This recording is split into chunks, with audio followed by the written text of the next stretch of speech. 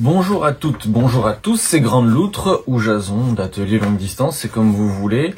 Je vous avais promis une vidéo sur la nourriture que j'ai pris, qui a évolué bien sûr, mais que j'ai pris sur la Continental Divide Trail cet été. Donc je vais le faire et en même temps je vais essayer de présenter un petit peu ma vision des choses pour la nourriture en randonnée.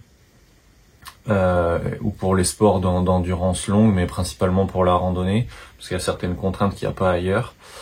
Voilà, j'avais déjà fait une vidéo il y a quelques années sur quand j'étais sur la terre à Roa, je présentais ma nourriture. Et j'avais tous les nutritionnistes en herbe qui m'avaient bâché en me disant que ce n'était pas bon pour la santé. Je vous expliquerai pourquoi, comment je fonctionnais. Continuer à me bâcher, c'est pas grave, mais c'est comme ça que je fonctionne.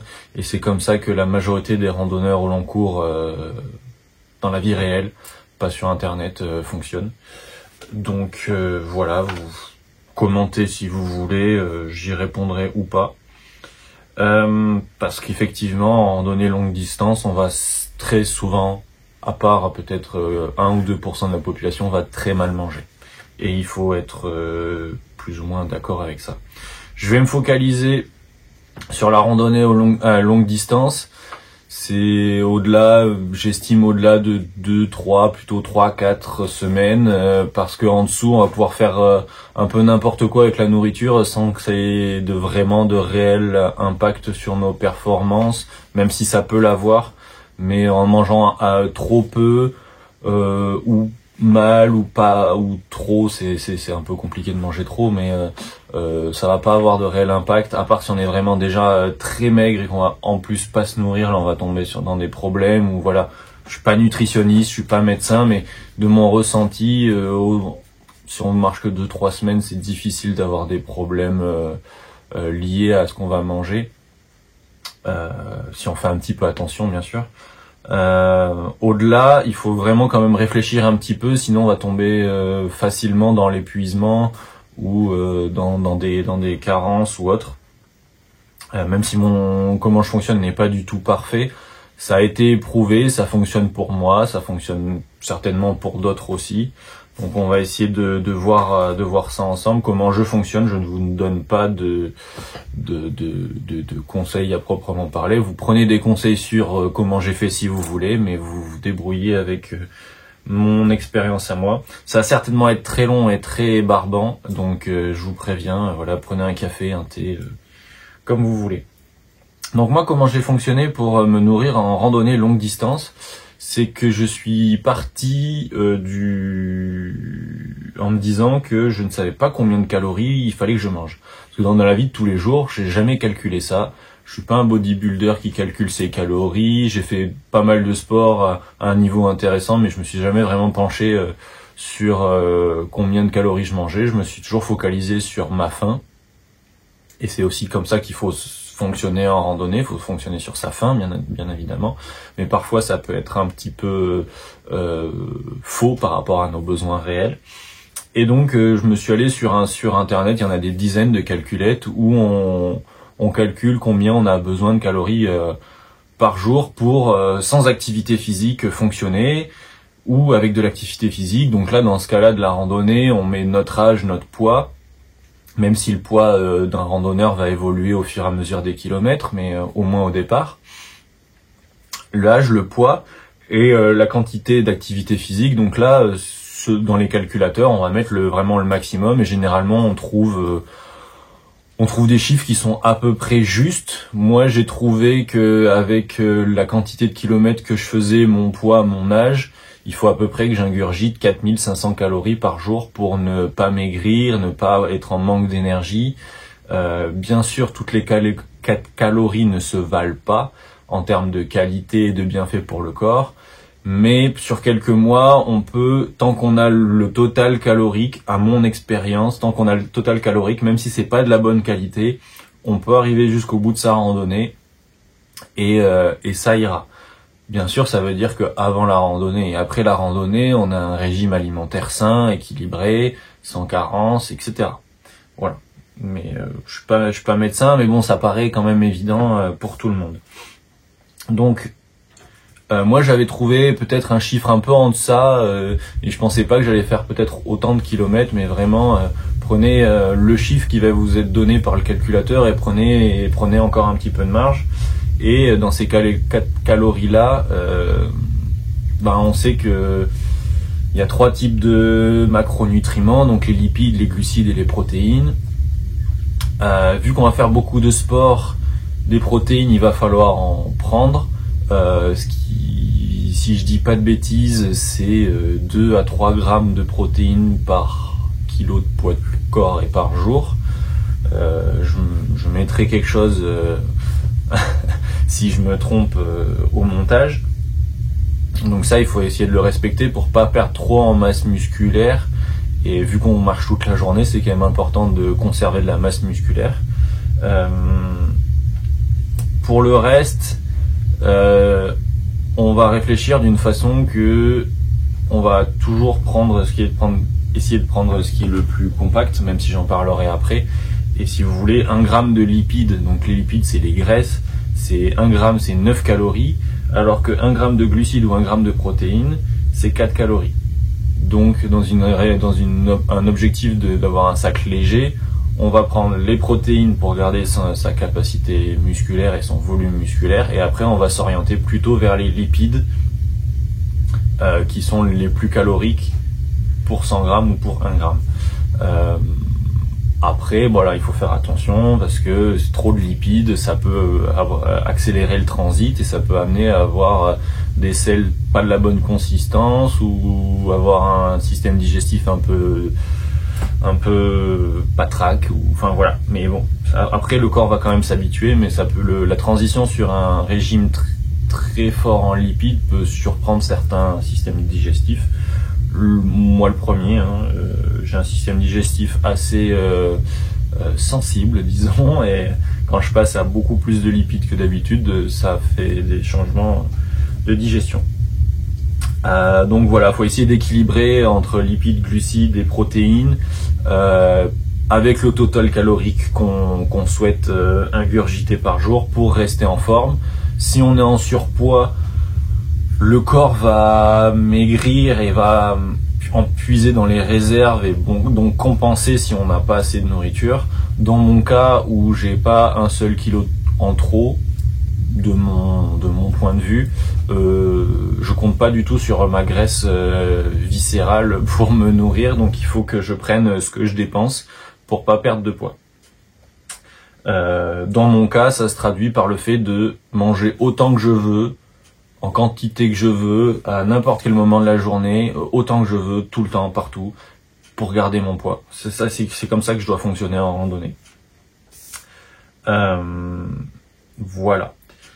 Donc, j'ai fait ma petite liste, donc je suis les points que j'ai essayé de faire à peu près cohérents. Donc voilà, à part protéines, on va essayer de les trouver dans les différents aliments, et après glucides et lipides, tout ça en prenant en compte qu'on va essayer de faire quelque chose de compact et qu'on va éviter la nourriture trop fraîche. Donc nourriture compacte, en randonnée on estime qu'à partir de 400-450 calories pour 100 grammes, ça devient très intéressant pour la randonnée légère. Ça va pas être le cas pour tous les aliments qu'on va prendre parce que on va pouvoir se faire des petits plaisirs, on va pas toujours être dans l'optimisation parfaite et excessive, mais voilà, l'idée c'est que la nourriture qu'on prend pour 4 jours, en moyenne, elle fait entre 400, 450, voire au-delà de 500 si on arrive à trouver des choses qu'on aime et qui correspondent bien aux exigences de la randonnée, 500 calories pour 100 grammes. Dans mon cas, avec 4500 calories par jour, il faut à peu près prendre 900 grammes à 1 kg de nourriture par jour. À savoir que sur les premiers jours et les premières semaines, je ne vais pas réussir à les manger, ces 4500 calories, parce que je n'aurai pas encore assez faim. Et la faim va venir progressivement pour être à son maximum, j'ai envie de dire, au bout d'un mois. Et après ne disparaîtra plus jusqu'à la fin de la randonnée ou quelques jours après, dans mon cas. Donc voilà, donc on essaie de faire le plus de calories pour 100 grammes Et donc ça va nous orienter forcément vers toujours plus ou moins les mêmes aliments. Les fruits et les légumes, c'est très bon pour la santé, mais c'est très lourd parce que c'est gorgé d'eau, donc on va essayer de s'en séparer le plus possible, ou alors de les prendre déshydratés, ou lyophilisés si on a les moyens, parce que le lyophilisé c'est très bien, mais ça a un coût énorme, et sur plusieurs mois c'est difficile de pouvoir vraiment se nourrir que de lyophilisé, mais j'en parlerai plus tard. Donc quelque chose de compressible, on va souvent être dans tout ce qui est les noix, toute la malbouffe en fait. Et en s'écoutant, en écoutant son corps, c'est souvent ce dont on va avoir le plus besoin, c'est des choses, la malbouffe qu'on s'interdit plus ou moins normalement, les gens qui mangent à peu près correctement toute l'année, c'est-à-dire les chips, les cacahuètes, les noisettes, ça peut être bien en petite quantité des noisettes ou des noix, mais en grosse quantité on sait que c'est 6 ou 700 calories pour 100 grammes, donc il faut pas en prendre énormément. Et tout ce qui va être saturé de ce qu'il faut pas manger, généralement c'est sur ça qu'on va jeter notre dévolu tellement on va avoir faim, et c'est ça finalement qui va être assez compact et calorique pour pouvoir l'emporter en gardant un sac léger. C'est pour ça que les diététiciens en herbe vont commencer à me dire que je suis fou furieux. Voilà, donc on va directement rentrer dans le vif du sujet, et après je parlerai des différentes choses qui peuvent être faites. Donc par exemple, je ne les ai pas avec moi parce que dans la vie de tous les jours, je ne mange quasiment rien de ce que je mange en randonnée. Je commence la journée, j'avais essayé au Nouveau-Mexique de me faire ce qu'on appelle des overnight porridge. Donc des porridge, c'est du gruau, des flocons d'avoine gonflés, mais qui gonflent à l'eau froide durant toute la nuit. On prépare ça le soir, ça gonfle la nuit et on le mange le matin. Moi je n'avais pas de réchaud, c'était un peu pas bon, même si c'était des flocons d'avoine qui étaient déjà avec du sucre et de la cannelle, etc. C'était pas à mon goût. Je pense qu'il y a des recettes à creuser pour se les faire qui seraient vraiment bonnes pour la santé, mais moi ça me convenait pas. Et puis le matin manger presque congelé parce qu'il faisait très froid toutes les nuits, c'était vraiment pas agréable. Donc je suis passé à du granola. Moi je prenais soit chocolat, soit amande ou des choses comme ça en goût, et ça me convenait très bien. Au final j'en prenais quelques cuillères à soupe pendant que je rangeais mes affaires le matin, et puis c'était parti. Même sur la fin j'avais tellement faim que en complément, une fois que j'avais plié mes affaires, je mangeais un paquet ou deux de gâteaux une fois que j'avais démarré. Donc les granolas, on peut en trouver d'assez bonne qualité quand même pour la santé, ça peut ne pas être trop mauvais. Et en termes de calories, on est souvent, selon la variante qu'on prend, si on les prend avec pas mal de noix ou d'amandes, on est à 450 ou 500 calories pour 100 grammes. Donc c'est plutôt intéressant pour le petit-déj. Normalement, il n'y a pas de diététicien qui va trop pouvoir nous tirer dessus. Par contre, tout le reste de la journée, ça va être terrible. Donc en journée, ça va être principalement parce que moi, je voulais ne pas m'arrêter le midi pour manger, donc j'ai été obligé de partir sur le fait de manger beaucoup de barres de céréales. Et donc ça va être des Clif Bar qui sont très connus, assez onéreuses, mais il y a quand même des ingrédients assez intéressants dedans. On sent qu'elles calent mieux quand même que les autres. Voilà, moi j'ai plutôt bien aimé les Clif Bar. Après, faut les varier pour pas s'en lasser. Généralement, les gens s'en lassent au bout de 50, 100, 150 barres à ingurgiter, on commence à s'en lasser. Mais moi, j'ai réussi à pas m'en lasser cet été. Aux États-Unis, après, selon le pays où on va être, il va falloir aussi s'adapter. Par exemple, en France, si c'est facile de prendre du saucisson et du fromage partout où on passe avec du pain, aux États-Unis, moi qui n'aime pas le fromage, je vais pas en prendre de fromage du tout. Et le saucisson ou les charcuteries, c'est très compliqué d'en trouver aux États-Unis, qui a l'air vraiment gustativement intéressante. Même si on a très faim, les charcuteries américaines, c'est un peu un délire. Et le pain, c'est quasiment inexistant. Et le problème du pain, c'est que le pain qu'on peut trouver là-bas, au bout d'un jour, il va être dur ou il va être plus trop mangeable. Donc il va falloir s'adapter et pas prendre que ça. D'autant que là, on se ravitaille tous les 3-4 jours ou 5 jours, donc ça met une contrainte en plus en termes de ce qu'on peut apporter. Donc pas de fruits et de légumes, ok, mais tout ce qui va être facilement périssable ou facilement tourné, donc tous les produits frais, tous les produits laitiers, bon, les fromages à pâte dure, ça va être possible, mais pour moi, c'était pas envisageable parce que j'aime pas ça. Donc voilà. Donc des barres de céréales, il y avait Clif Bar, Luna Bar, j'aimais bien, et Kind Bar. Voilà. Les bars généralement c'est cher, mais c'est plutôt facile à manger. On peut facilement savoir combien de calories on prend par jour et en prendre différentes sortes pour varier. Donc j'estimais à peu près prendre une barre par heure tout au long de la journée, donc entre 6 ou 7 heures du matin jusqu'à 6 ou 7 ou 8 heures du soir, je mangeais une barre toutes les heures. J'avais pris aussi, selon le moment, je prenais aussi une portion de noix de cajou, une portion de cacahuètes, une portion d'amandes par heure. Il y avait aussi des Snickers, de la pâte d'amande, des petits gâteaux Belvita ou n'importe quel gâteau qui est assez calorique. Le pain d'épices, c'est pas très calorique, mais c'est plutôt correct en termes diététiques, même si en fait on s'en fout, parce que c'est que quelques mois et le reste du temps dans notre vie on va manger normalement. Qu'est-ce que j'ai noté d'autre? Du chocolat aussi, il y a beaucoup de chocolat. Le chocolat, c'est l'une des rares choses dont on se lasse quasiment pas. Pourtant, il va être sous énormément de formes différentes, mais on s'en lasse jamais du chocolat. Donc, du chocolat, s'il fait pas trop chaud, au Colorado, j'en mangeais énormément. Je me prenais une demi-plaque ou une plaque par jour. Après, quand il a commencé à faire chaud et que ça fond dans le sac, c'est impossible d'en prendre. Donc, il faut s'adapter, voilà, à ce qu'on fait. Donc dans le Colorado, je prenais plutôt du chocolat. Après, ça a été remplacé par des amandes ou des noix de cajou ou de la pâte d'amande, des choses qui ne fondent pas.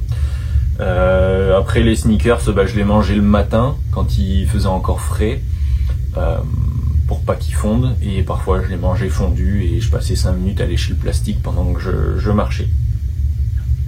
Voilà pour ce que je prenais toutes les heures dans la journée. Par exemple, il y avait aussi des Oreos ou des choses vraiment très mauvaises pour la santé, mais qu'on a envie de dévorer et qui sont très caloriques, plein de sucre raffiné, plein de machin, mais voilà. Généralement, voilà, avec tout ce qui est fruits secs ou oléagineux, on arrive à avoir une quantité de lipides qui est intéressante et donc une quantité de calories pour 100 grammes qui est intéressante. Il y en a beaucoup aux États-Unis qui prennent des électrolytes ou des poudres à mettre dans l'eau. De toute façon, une fois qu'on est parti dans l'idée de plus trop faire attention à la provenance de ces aliments, on peut partir sur ces poudres-là parce que c'est principalement du sucre, mais donc ça veut dire de la calorie qui va s'ingurgiter facilement et directement. Donc en fait, on peut avoir moi sur la fin, l'après-midi, je mettais du Gatorade dans l'eau et donc ça me permet d'avoir des calories quand je buvais en plus de quand je mangeais. Et donc en buvant un petit peu tout le long de l'après-midi, ça m'apportait une énergie et ça m'a évité d'avoir le pic, comme on dit là, d'insuline ou je sais pas quoi. Enfin, en gros, quand on mange du sucre, on a un pic d'énergie, et si c'est vraiment que du sucre très rapide, après ça tombe très vite. Mais d'en manger tout le temps, on monte et normalement on essaye de rester en haut en mangeant toute la journée. Ce qu'il faut pas faire dans la vie de tous les jours, bien évidemment. Dans la vie de tous les jours, généralement, on prend des choses avec un indice glycémique plutôt bas. Le pic de glycémie va pas monter trop haut, mais il va durer longtemps, et comme ça, on n'aura pas une sensation de faim ou de fatigue. En randonnée, vu la nourriture qu'on emporte, ce fonctionnement-là, il va souvent s'opérer, et on va toujours avoir faim, et on va avoir un peu des baisses d'énergie, on remange, et en fait, l'idée, c'est de repousser la baisse d'énergie en mangeant continuellement, quoi.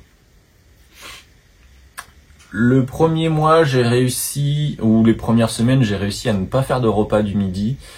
Et puis, la fin arrivant, j'ai commencé vraiment à avoir faim une fois que je suis arrivé au nord du Nouveau-Mexique. Et là, j'ai commencé vraiment à penser à la nourriture tous les jours, toute la journée, du matin au soir. Et donc, je me suis mis à prendre des repas le midi aussi. Et de toute façon, sur une si longue durée, c'était pas vraiment une course, même si je suis allé assez vite. Je me suis dit, quitte à pas avoir faim tout le temps, je vais me faire un repas plus conséquent le midi, je vais me poser un petit peu pour manger un peu plus. Je vais pas manger trop non plus parce qu'après marcher sur la digestion, c'est vraiment très désagréable. Donc un repas plus conséquent que juste une barre toutes les heures, mais pas non plus s'empiffrer au point de somnoler après et puis avoir tout le sang qui est dans les viscères et plus le sang qui est dans les membres et voilà. Enfin, vous essayez de manger une grosse entrecôte frite et de faire un 10 km après, vous comprenez pourquoi c'est pas tout à fait compatible. J'ai pas besoin de trop l'expliquer. Donc ce que je prenais au final le midi, c'est que je prenais du bœuf séché, intéressant pour les protéines, avec des noix de cajou, et je me faisais aussi un wrap, donc c'est une tortilla avec soit de la pâte à tartiner au chocolat, soit du beurre de cacahuète. Ce que j'aime bien faire moi, c'est pâte à tartiner au chocolat et des bananes séchées. Pas celles qui sont en cercle, mais celles qui sont vraiment entières et séchées, encore un peu pleines de sucre.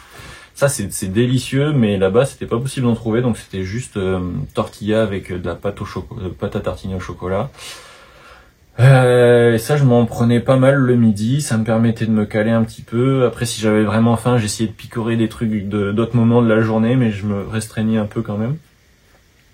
En théorie, dans la vie de tous les jours, j'essaie d'être plus ou moins végétarien ou de limiter ma quantité de viande. Là, j'ai mis cette contrainte-là de côté parce que le projet était plus important que ma conviction. Ouais, c'est comme ça qu'il faut le dire parce que c'est la réalité. J'essaie de limiter ma consommation de viande généralement pour la planète. Là, je me suis dit, bon, pendant 3-4 mois, je vais faire une petite entorse à ça, et puis après je reviendrai à mon régime normal où je mange de la viande soit une fois par semaine, soit une fois toutes les 2 semaines. Et donc là, tous les midis, j'avais mon bœuf séché, et quand je passais en ville, je mangeais aussi de la viande parce que de toute façon, vous avez plein d'histoires quand vous êtes aux États-Unis de gens qui vous disent « Ah ouais, mais je connais un tel qui était vegan ou végétarien et puis après 1 mois, il y avait rien qui le calait et il a fini par se jeter sur tous les burgers de viande bovine qu'il pouvait parce qu'il y avait que ça qui le calait, la viande, alors qu'il était vegan ou végétarien à la base. » Vous aurez plein d'histoires de randonneurs américains qui vous raconteraient ça. Peut-être que dans d'autres pays ils racontent la même chose, mais voilà, moi j'ai pas voulu me contraindre alors que c'est pas parce que j'aime pas la viande, c'est pas parce que je supporte pas de manger des animaux, c'était juste pour la planète. Et bon, vu mon empreinte carbone du vol aller-retour aux États-Unis, je me suis dit bon, allez manger un petit peu de viande, on va finir de noircir le tableau de mon empreinte carbone de l'année. Et je vais pas me restreindre sur la viande ou le poisson. Donc voilà, j'ai pris du bœuf séché tous les midis. C'est un petit peu compliqué à digérer, enfin c'est plus long à digérer que d'autres choses, mais au moins ça m'a apporté des protéines tous les midis. C'est un certain budget aussi, mais je me suis dit qu'il fallait quand même que je reste en bonne forme physique et notamment garder un peu de masse musculaire alors que je suis déjà assez fin. Et pour le soir, donc l'après-midi, je continuais toutes les heures une barre, ou toutes les heures et demie, ou tous les 3/4 d'heure une barre, ça dépendait de ma faim, et ça dépendait de la grosseur de la barre. Il y avait aussi les pro-bars. Ah oui, ça, c'était bonnes, ça, les pro-bars. Mais bon, ça, c'est des choses qu'on peut pas trouver en France. Mais si vous partez aux États-Unis ou au Canada, peut-être que vous pourrez trouver ce genre de bars-là, ou les faire importer. En Nouvelle-Zélande, c'était les bars OSM. J'ai cherché, mais en fait, c'est quelque chose qui est très néo-zélandais. Les bars OSM. Ça, c'était très bon. C'est des substituts de repas en bar. Et ça calait vraiment bien. Donc, pour en revenir, le soir, ce que je me faisais, soit une demi-heure, 3/4 d'heure avant le camp, ou 1 heure avant le camp, si j'y pensais, je me préparais mon repas, qui allait gonfler dans ma popote à visser, la Vargo Bot, dont je mettrai une image. Soit je me préparais mon repas directement en arrivant au camp, et le temps de monter mon abri, mon matelas, sortir mon duvet, enlever mes chaussures, machin bidule, aller faire pipi. Le temps que j'arrive dans mon duvet, mon repas était prêt. Mon repas, c'était ce qu'on appelle des ramen bombes. Donc c'est des ramen, des nouilles chinoises qui se réhydratent assez facilement avec de l'eau froide, car je n'avais pas de réchaud à part dans le Colorado. Je vous mettrai une photo aussi du réchaud que j'utiliserai, mais quand j'en parlerai. Donc dans ces ramen là, je mettais de l'eau, donc la petite poudre pour donner du goût, et je rajoutais de la purée en flocons.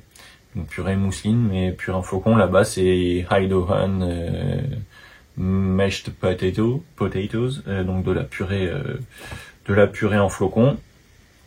Et donc ça fait quand même une bonne portion de glucides et qui cale bien, qui est satisfaisant. Moi j'ai besoin de me sentir satisfait pour m'endormir et de plus avoir faim. Manger chaud, je m'en fiche un peu, même si c'était très agréable dans le Colorado. Mais vraiment la sensation qui m'importe le plus, c'est d'être calé plus que d'être mangé chaud. Donc je prenais ça tous les soirs. Et aussi je me faisais avec 2 wraps avec du thon et des Doritos, les deux ensemble. Et en plus, dans les ramen bombes, je mettais aussi de l'huile d'olive. Donc huile d'olive, ramen et flocons de purée. Et à côté, je me faisais des wraps. Ça faisait un gros repas le soir et comme ça me permettait de m'endormir. La digestion dégage de la chaleur, donc j'avais chaud pendant que je dormais. Et puis j'arrivais jusqu'au matin sans avoir froid et faim. Parfois, je remplaçais les ramen par du couscous. L'inconvénient, c'est qu'il faut trouver le petit sachet d'épices ou de goût qu'il y a dans chaque ramen. Ça se trouve, mais bon, voilà, il faut le remplacer.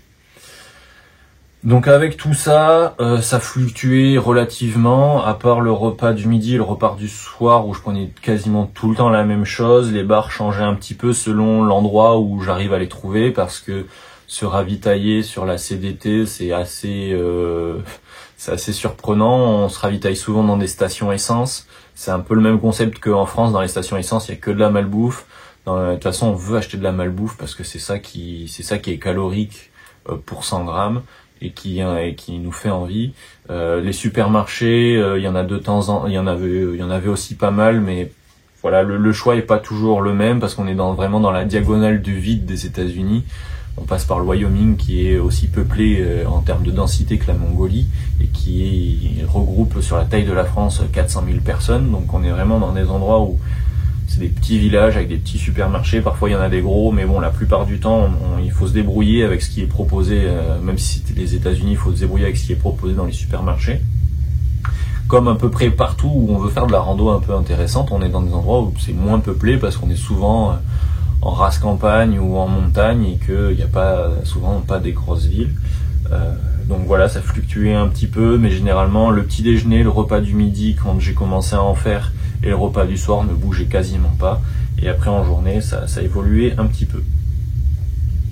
Donc dans le Colorado, j'ai utilisé un réchaud. Pour manger chaud le soir, c'était agréable. Et puis je me faisais parfois aussi quand j'avais un peu trop de combustible, je me faisais aussi des chocolats chauds le soir pour le moral. Mais c'était plus aussi dans ma tête, c'était une garantie d'avoir du feu facilement. J'avais quand même un briquet dans mon sac, mais c'était la garantie d'avoir un feu facilement en cas de besoin, s'il y avait vraiment un problème, car je vous le rappelle, dans le Colorado, j'ai quasiment marché pendant 1 mois dans une grosse quantité de neige à haute altitude. Donc vu que j'avais vraiment jamais fait ça, j'avais une petite appréhension d'y rester, et parfois j'ai cru vraiment y rester quand je me retrouvais dans des tempêtes de neige à 3700 mètres d'altitude. Je me disais bon ce soir je vais peut-être y passer, mais au moins je me ferai un feu avec mon combustible que j'ai pour mon réchaud, et ça me permettra de passer la nuit. Au final tout s'est très bien passé, plus ou moins, mais au moins j'avais en plus cette possibilité là de me réchauffer, et au final j'ai utilisé mon combustible pour me faire réchauffer mon repas le soir. Pourquoi ne pas prendre une bouteille de gaz comme tout le monde avec un réchaud classique? Parce que j'aime pas m'embêter à trouver du combustible, donc là je l'ai fait et j'ai pas trouvé toujours du bon combustible pour mon réchaud à alcool liquide. J'avais trouvé en fait des allumes-feu, mais qui m'encrassaient tout, c'était horrible. Et finalement, j'ai dû aller dans ce qu'ils appellent les liquor stores. C'est les magasins qui sont que pour l'alcool aux États-Unis. C'est comme ça. Il n'y a pas un rayon dans les supermarchés où il y a tous les alcools. Il y a que la nourriture dans les supermarchés ou tout le reste, mais pas du tout l'alcool. Et alors, il faut aller dans un supermarché qui est généralement juste à côté où il y a tout l'alcool. Et donc là, on peut acheter de l'alcool dénaturé et ça marchait beaucoup mieux. Ou alors des petites tablettes S-Bit. Donc les bouteilles de gaz, quand on est dans des endroits où il y a beaucoup de montagnes, généralement on peut en trouver facilement. Après, c'est aussi pas mal galère d'en trouver, donc j'ai préféré écarter le problème pour la plupart du temps, sauf dans le Colorado où voilà, j'ai trouvé à peu près de l'alcool à brûler. Mon pot, c'était un Vargo Bot de 700 millilitres. Qui en fait a la particularité le bouchon peut se visser et il y a un joint en silicone qui est sur le bouchon, ce qui permet que en journée on puisse faire gonfler des choses sans que ça coule dans le sac. Donc ça c'est vraiment intéressant. Aux États-Unis, ou même en France, il y a l'alternative de prendre des pots comme j'avais fait sur la HRP, des pots de pâte à tartiner en plastique rigide, pas en verre, et qui se vissent. Là, en l'occurrence, j'avais pris du Pata Milka pour la HRP. Aux États-Unis, souvent les randonneurs légers, ils prennent des pots de glace Talenti, Talenti jar, donc le pot de la glace Talenti. Il est un peu petit, mais il correspond à peu près à un repas de soir et il est hermétique. J'ai préféré prendre la popote Vargo Bot parce que c'est plus durable, je peux le faire chauffer. J'ai pas de problème avec le plastique, c'est un peu plus lourd mais tant pis, c'était plus polyvalent et je savais que j'allais le garder du début jusqu'à la fin. Il y avait aussi une possibilité, c'est de se passer de ce pot là, se passer de réchaud et se passer de pot, c'est tout à fait possible. Si je n'avais pas fait mes ramen bombes tous les soirs et que je voulais manger plus de wrap ou que les ramen je les mange directement comme ça parce que c'est possible et ça croque, c'est plutôt bon, mais bon, la purée en flocons, j'ai jamais fait, ça doit pas être génial. Il y en a qui utilisent juste des petits Ziploc pour se faire leur nourriture tous les jours, mais ça veut dire quand même plus de déchets. On peut, si on prend pas de repas le soir, de repas liquides, on peut se passer tout à fait de popote, ou alors en prendre une. Il y en a qui prennent le cul des bouteilles de bouteilles de lait ou des bouteilles en plastique pour juste se faire un petit pot ultra léger de même pas 10 grammes pour se faire gonfler le truc le soir, c'est possible aussi. Mais c'est possible de s'en passer. Voilà. Donc, le lyophilisé sur plusieurs mois va être un budget vraiment très conséquent. Le mec avec qui j'ai pas mal marché, là, l'américain, lui, il prenait un lyophilisé par jour pour le soir. Parce que lui, il avait un réchaud et une bouteille de gaz. Mais à chaque fois, le repas, s'il était en promo, c'était 8-9 euros. Sinon, ça pouvait monter à 10 ou 15 euros le repas le soir. Contre des ramen bombes qui sont à peut-être 1 euro, 1,50 €, voire 2 euros si on le pimpe vraiment avec d'autres choses qu'on rajoute dedans. Donc c'est une économie énorme que moi du coup j'ai transféré dans le beef jerky ou dans des repas en ville. Donc le lyophilisé sous toutes ses formes sera toujours excessivement cher et très peu adapté à la randonnée longue distance. Après, si vous avez le budget, foncez, parce que ça va être généralement des nourritures qui sont équilibrées. Les portions peuvent être un peu petites, donc prenez une portion et demie ou 2 portions si vous êtes un gros mangeur comme je peux l'être, ou comme la plupart des gens le deviennent sur un sentier. Mais voilà pour le point de lyophilisé. Et lyophilisé, les machines à faire du lyophilisé, ça va taper dans les 4, 5, 6, 10 000 euros. Donc le faire à la maison, c'est un certain investissement que tout le monde ne pourra pas faire. Par contre, ce qui est possible de faire, c'est de se faire déshydrater des choses. Mais là, on va toucher du doigt un problème logistique, c'est-à-dire qu'on peut se faire sécher des choses pour ensuite les avoir à disposition. On peut très bien se faire des très bons repas qu'après on étale sur des plaques et qu'on met dans son déshydrateur. Le problème, c'est qu'après, il va falloir se l'expédier à nous-mêmes, ou alors il faut qu'on ait quelqu'un qui nous l'expédie. Et puis, on n'est pas garanti qu'au bout d'un moment, la nourriture qu'on a préparée, on s'en lasse pas. Donc c'est deux problèmes qui me font dire que se préparer les repas à l'avance, c'est assez compliqué. C'est toujours possible, mais je trouve que c'est intéressant si on part un week-end, un week-end allongé de 3-4 jours ou une semaine et on se prépare tous ces repas et on mange bien finalement parce qu'on a préparé tous ces repas à l'avance équilibrés avec des légumes, etc., des fruits qu'on a fait sécher. On mange bien équilibré parce qu'on part pas longtemps et qu'on a pris le temps à l'avance de le faire. Pour plusieurs mois, ça prend énormément de temps, d'organisation, de logistique. Quand on arrive en ville, il faut être sûr que le bureau de poste est bien ouvert aux bonnes heures d'ouverture, ou l'endroit où on l'envoie, il faut être sûr qu'on arrive au bon endroit. S'il est fermé, il faut attendre jusqu'au lendemain matin, ou si on arrive le week-end, un dimanche et que c'est fermé, il faut attendre 1 ou 2 jours. Donc c'est une contrainte qu'il y a, et souvent les supermarchés sont ouverts plus ou moins tous les jours, donc c'est plus flexible. Voilà, c'est à réfléchir selon vos contraintes à vous, mais si vous avez quelqu'un qui peut vous envoyer vos colis régulièrement et que ça vous dérange pas d'attendre un petit peu, parfois si la nourriture est pas disponible tout de suite dans le colis, là où vous l'avez envoyé, ça peut être une solution pour très bien manger, mais c'est énormément de contraintes, et la principale contrainte que je trouve, c'est que si on a tout préparé à l'avance et que finalement on est dégoûté d'un truc qu'on a mis dans tous ces paquets pour 3, 4, 5 000 kilomètres et 5 mois, et bien finalement on va recevoir nos paquets à chaque fois, on va en prendre la moitié du paquet, l'autre moitié on va devoir aller au supermarché, donc en fait c'est comme si on allait au supermarché directement.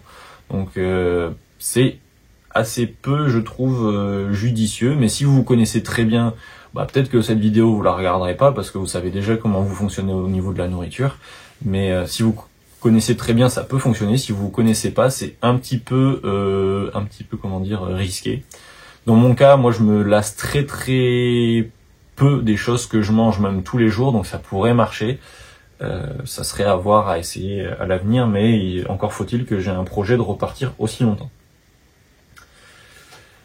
Je vous mettrai en lien une série de vidéos qu'un Américain a fait, donc c'est en anglais, mais on peut certainement générer les sous-titres en français automatiquement, où il explique tout mieux que moi et il donne des exemples de différents fonctionnements, enfin tout ce que j'explique là il explique mieux mais en anglais, et c'est encore plus long, c'est en 5 épisodes, donc je vous le mettrai parce que c'est très intéressant.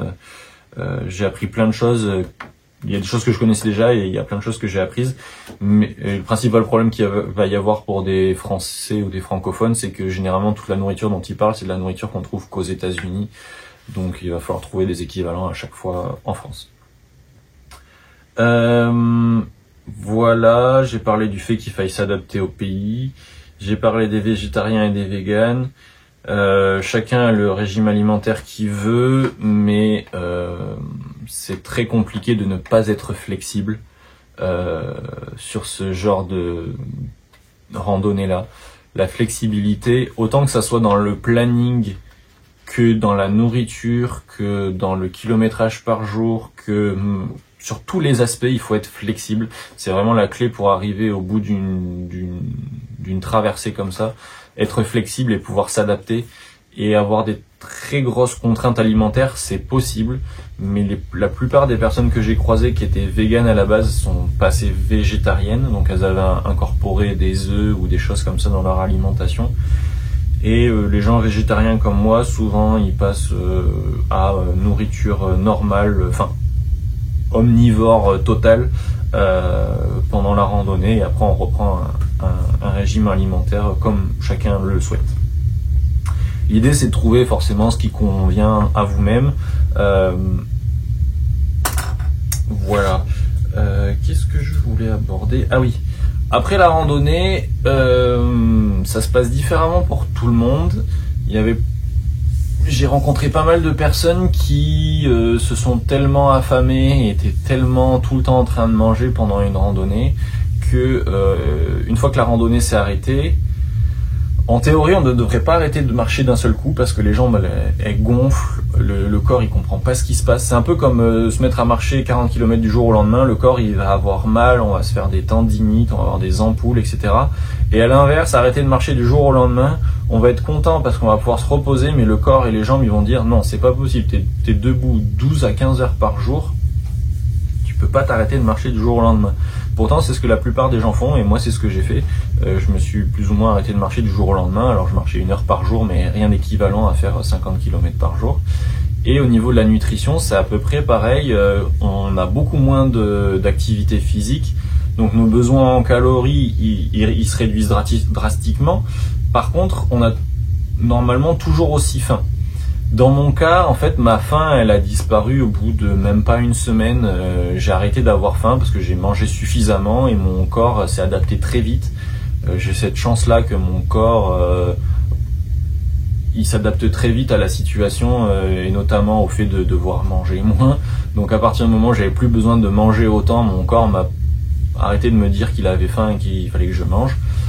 Par contre, il y a des personnes qui n'ont pas un système digestif qui va s'arrêter d'avoir faim, et donc on peut se retrouver avec des gens qui soit étaient minces au début du sentier ou en surpoids, qui ont perdu du poids jusqu'à la fin du sentier, qui se sont transformés vers quelqu'un d'assez sans masse graisseuse excédentaire, et après, même s'ils étaient minces ou en surpoids au départ, ils vont se retrouver à manger énormément comme s'ils continuaient à faire du sport mais ils faisaient plus de sport. Un peu comme des grands sportifs qui du jour au lendemain arrêtent de faire du sport. Il y avait le cas de Ronaldo, le Brésilien, qui a gonflé une fois qu'il avait arrêté sa carrière sportive, mais il y a plein d'autres sportifs à qui ça le fait, et qui vont se retrouver à continuer à manger, mais qui font plus de sport, et donc ils vont grossir.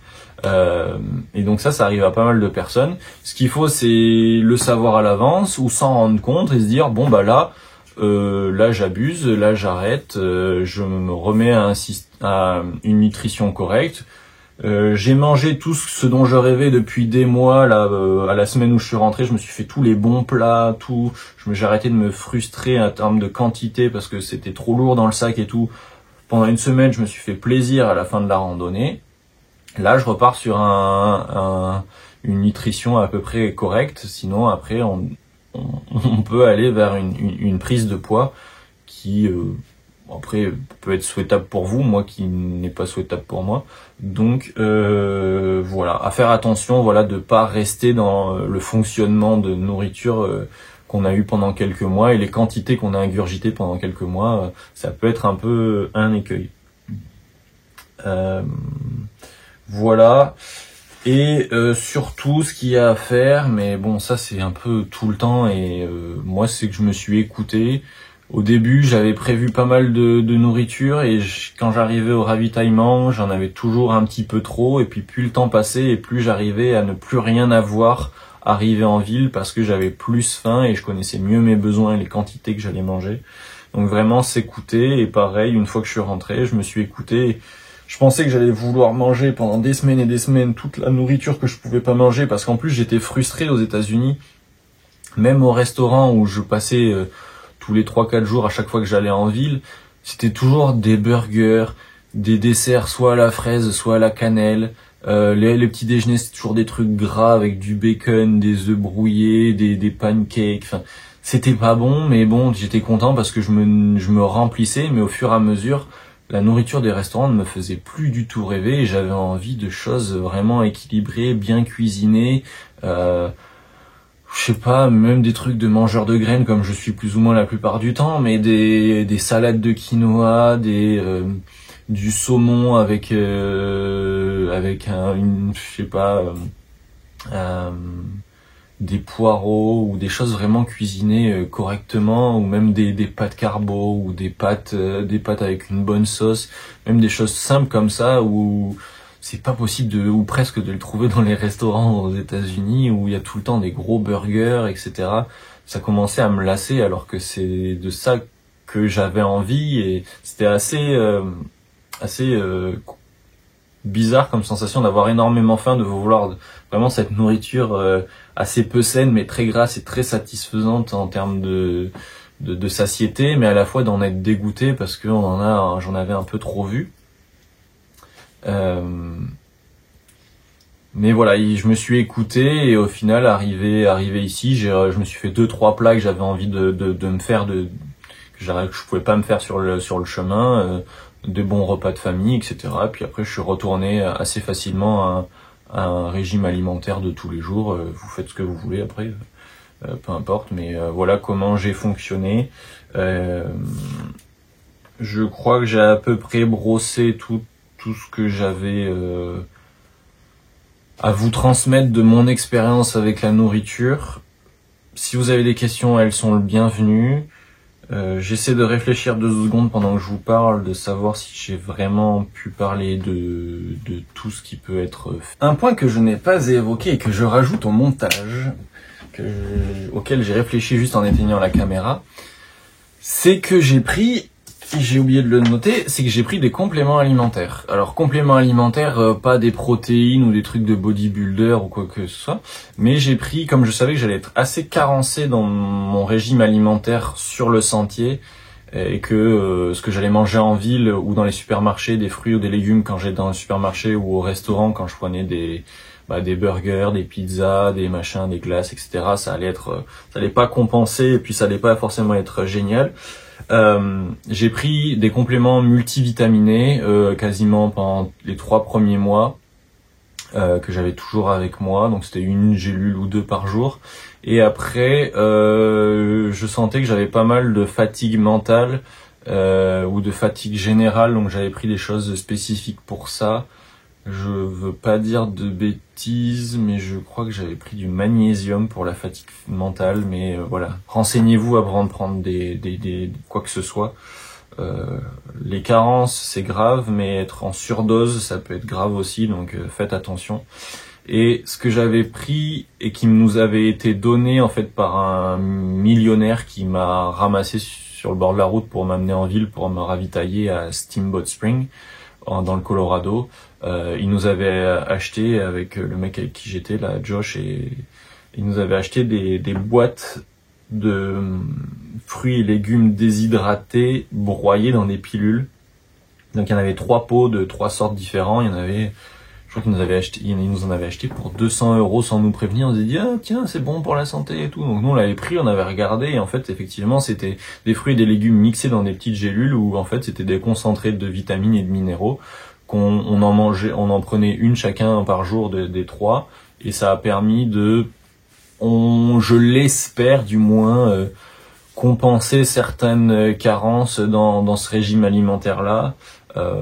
Mais en tout cas voilà, prendre des multivitamines, ça peut être intéressant. Si vous voulez prendre des protéines, prenez-en des protéines en poudre. Mais généralement faut en prendre de la bonne qualité pour pas se ruiner les reins. Et donc voilà, vous pouvez complémenter un petit peu avec des choses, des vitamines, des minéraux ou des choses comme ça, mais après c'est à votre discrétion. Et c'est bien si on part vraiment plusieurs mois. Si on part qu'1 mois, on peut s'éviter les frais. Et si on mange équilibré parce qu'on s'est déshydraté des choses, etc., normalement on peut s'en passer. Je vous invite à vous diriger vers un diététicien si ça vous intéresse et que vous voulez vraiment vous faire des repas au top, ou à vous renseigner de votre côté. Je ne suis pas responsable si vous faites des bêtises avec votre corps. J'ai parlé de mon expérience personnelle et je ferme la parenthèse sur les compléments alimentaires. Moi de mon côté, je me tais, je vous laisse tranquille et à la prochaine.